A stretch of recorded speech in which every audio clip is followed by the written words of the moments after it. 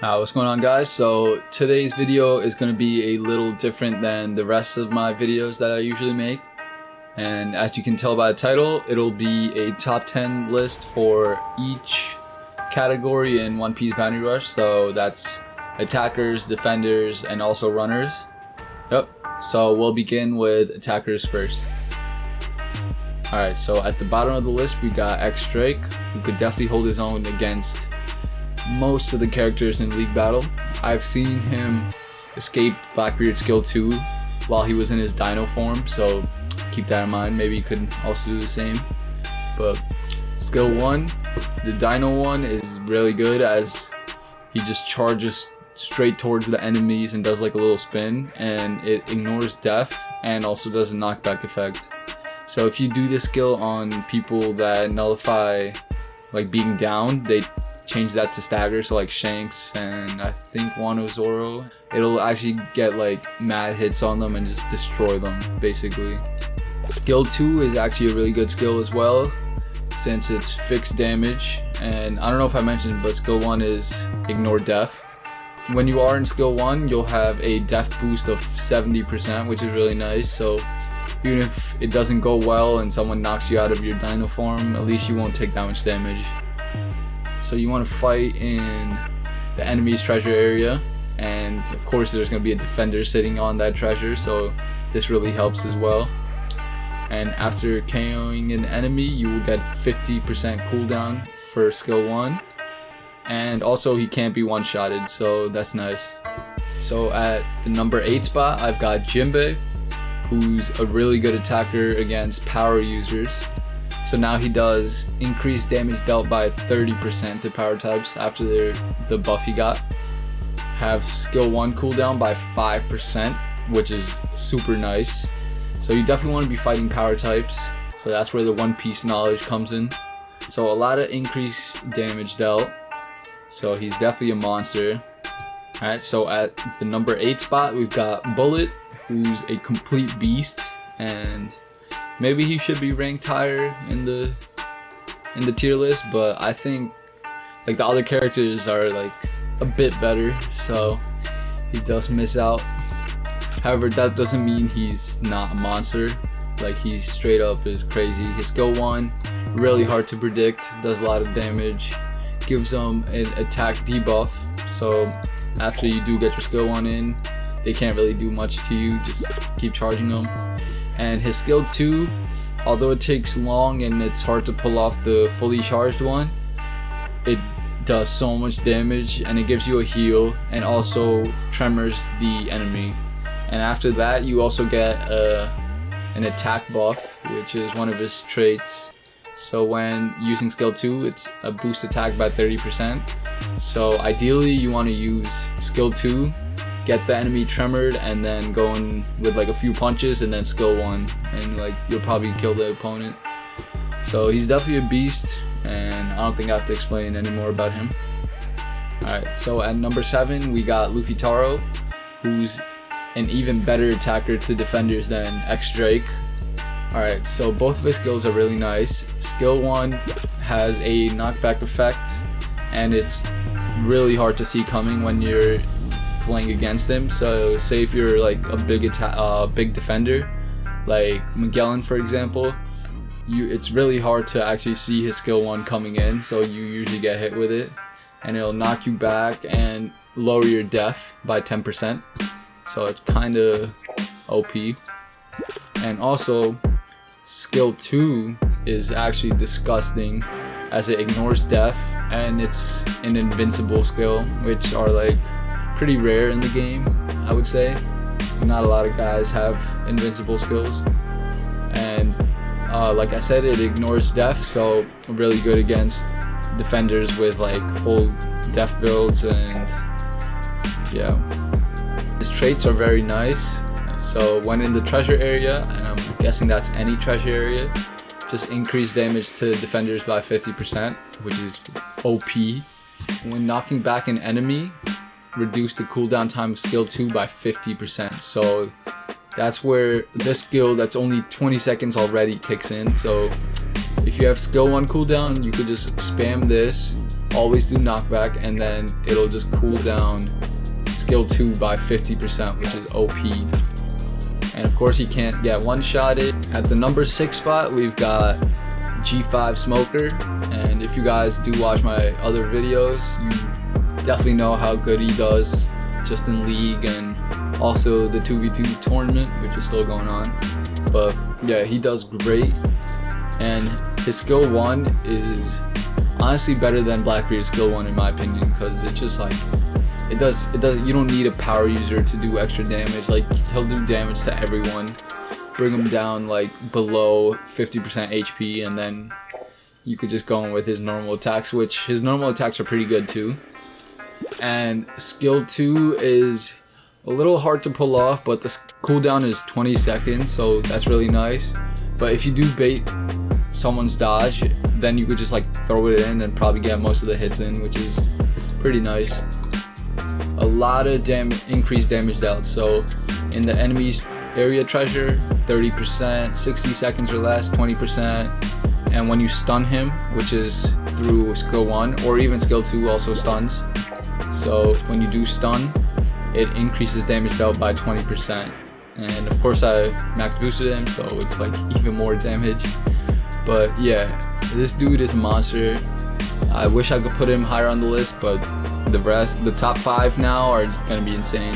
So at the number 5 spot, we've got Kaido, who's literally just a beast. Like, I've got him to 85, but even on level 85, like, he performs decently well. So skill 1, very nice, like one shots basically everyone. And skill 2, of course, you drink up your little beer thingy, and you get an attack increase by 100%, def increase by 100%. So it's actually disgusting, which lasts for 20 seconds. And you nullify every single status effect, so you can't get burnt, you can't get poisoned by Magellan, his venom can't poison you, you can't get shocked by Nell. Like, he's like the ultimate counter to blue defenders basically.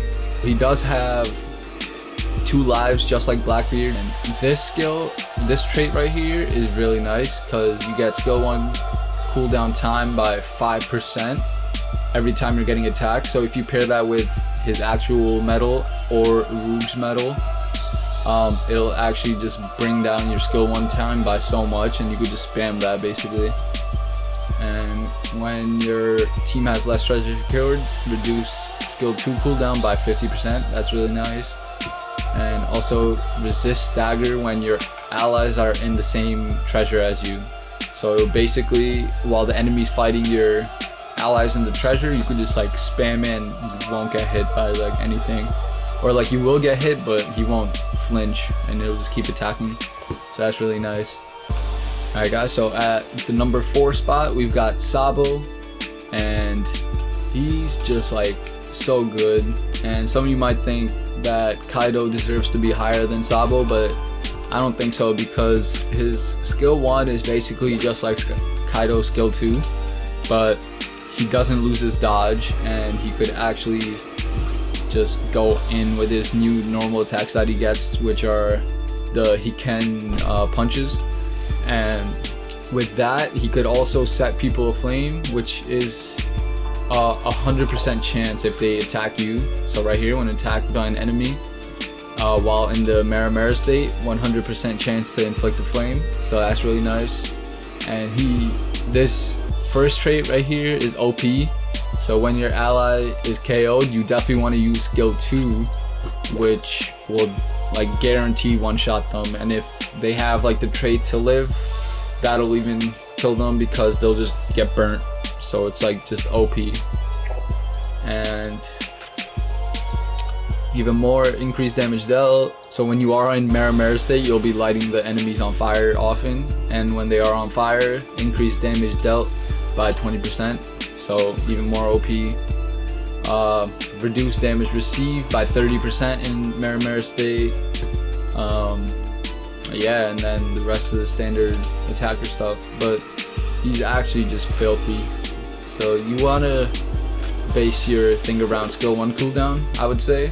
So by the time your Maramara state goes down, you have it up again and just get it going. So yeah, now we're entering the top 3, and at number 3 we've got Lucci, and you guys definitely know how big of a beast he is. Like, he'll literally just slaughter everyone. Skill 2, one shot skill right here, just destroys everyone. But that's in your when you're in your big state like this. But once you use your skill 1 to transform down into the runner form, that skill itself is really good. Like the little the spinny thingy, that does knockback, and also in the runner state you get 50% capture speed increase, and also boost speed by 10%. So that's really nice. You do reduce your death by 10%, but you're already like in a runner state, you get more speed, so you just kind of like stay back and wait for your skill 1 to cool down again, so you could throw back your little fireball thingy. So this trait right here is really important to know. So when you are attacking the enemies, you keep increasing your attack by 3% until it reaches 50%. So you definitely want to just stay alive and keep attacking as much as you can just with your normal attacks. And that also reduces the cooldown time of skill 2 by 5%. So that's like actually disgusting. So if you don't have skill 2, just keep spamming your normal attacks and make sure you're not hitting any of the counters from like Law, Ace, or Shanks. And otherwise you're just good. You'll be getting your normal attacks in, and then you'll just have your skill 2 ready and just boom, one shot. So yeah, Lucci is definitely a beast, and I would put him higher, but then the next 2 are just like insane. Alright guys, so next we have Shanks, and I'm pretty sure all of you guys already know how insane he is. Skill 1 is a counter that'll basically just destroy everyone. It does so much attack, so 824, so it's actually just terrible. You recover HP when doing it.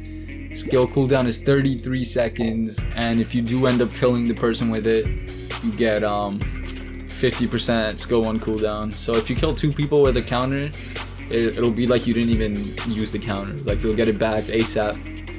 And of course, skill 2 got long range. The defense is reduced by 10% for the enemy, and it's just disgusting.